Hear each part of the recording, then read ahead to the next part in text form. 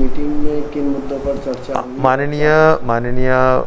उप मुख्यमंत्री और फाइनेंस मिनिस्टर अजित दादा पवार और हमारे नगर विकास मंत्री एकनाथ शिंदे जी और स्वास्थ्य मंत्री बोल के मैं हूँ,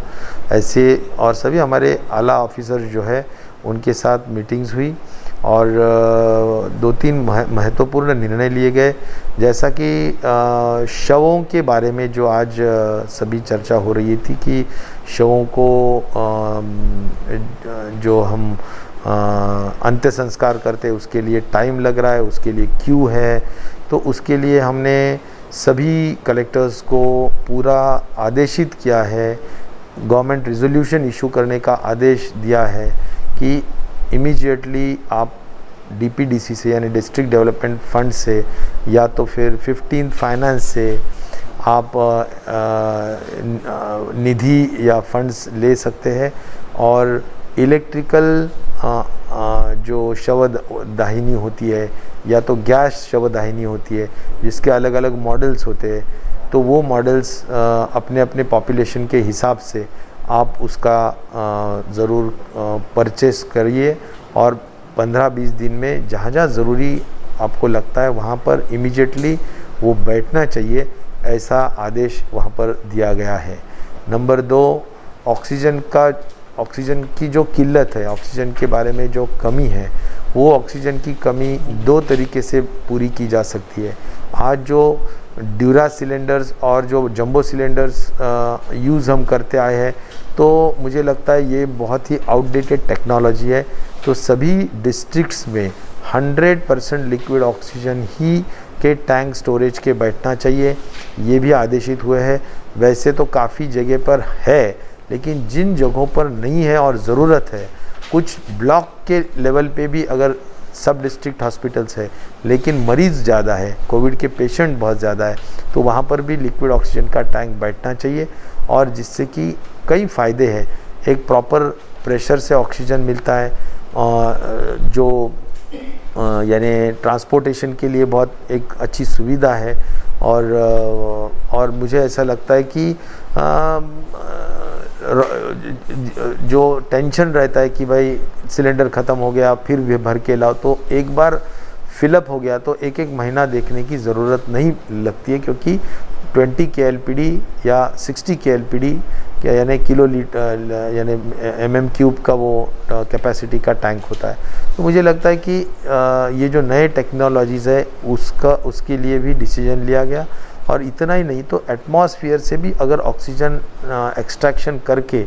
हम जो प्लांट्स की जो नई टेक्नोलॉजी आई है तो वो भी आप ले सकते हैं, क्योंकि उसके तो कई फ़ायदे हैं, क्योंकि उसको लिक्विड ऑक्सीजन की भी ज़रूरत नहीं है, वो डायरेक्टली एटमॉस्फेयर का ऑक्सीजन कन्वर्ट प्यूरिटी उसका 98% करके वो पेशेंट को दिया जाता है एक स्पेसिफिक प्रेशर से और एकदम कॉम्पैक्ट ऐसा वो प्लांट होता है, उसको बहुत कम जगह लगती है और रिकरिंग एक्सपेंडिचर जो बोलते हैं हम कि जो लिक्विड ऑक्सीजन के लिए महीने में जो खर्चा आता है वो भी नहीं लगेगा। तो ये जो एक नई टेक्नोलॉजी है जो भी 15-20 दिन में एक प्लांट बैठ सकता है, तो जहाँ जहाँ भी ज़रूरत है वो प्लांट बिठाया जाए, क्योंकि ऐसा है कि आज 12,000 मेट्रिक टन प्लांट कैपेसिटी हमारे महाराष्ट्र की है जो उत्पादित होता है, लेकिन वो हमें पूरा नहीं पड़ रहा है, क्योंकि 100% ऑक्सीजन जो निर्माण हो रहा है वो पूरा की पूरा मेडिकल के लिए देने के बावजूद, पूरा इंडस्ट्री को ज़ीरो देने के बावजूद भी अगर ऑक्सीजन कम पड़ रहा है, तो ये नए टेक्नोलॉजीज़ का यूज़ करके आप लोग प्लांट लगा सकते हैं। इस टाइप का डिसीजन भी हमने अभी लिया है, तो मुझे लगता है कि इससे काफ़ी राहत मिल सकेगी आने वाले दिनों में। तो ये 2 निर्णय ख़ास तौर पर हुए हैं। रेमडेसिविर के हद तक रेमडेसिविर के जो कंपनीज़ है उन्होंने उनकी प्रोडक्शन दुगनी करनी चाहिए, उनकी रेट्स अभी MRP के बहुत कम करना चाहिए और 1100-1200 के दरमियान बेचना चाहिए। और जो प्राइवेट हॉस्पिटल्स को उनको अगर रेमडेसिविर देना है तो रेमडेसिविर ये जो एंटीवायरल ड्रग है या इंजेक्शन है, ये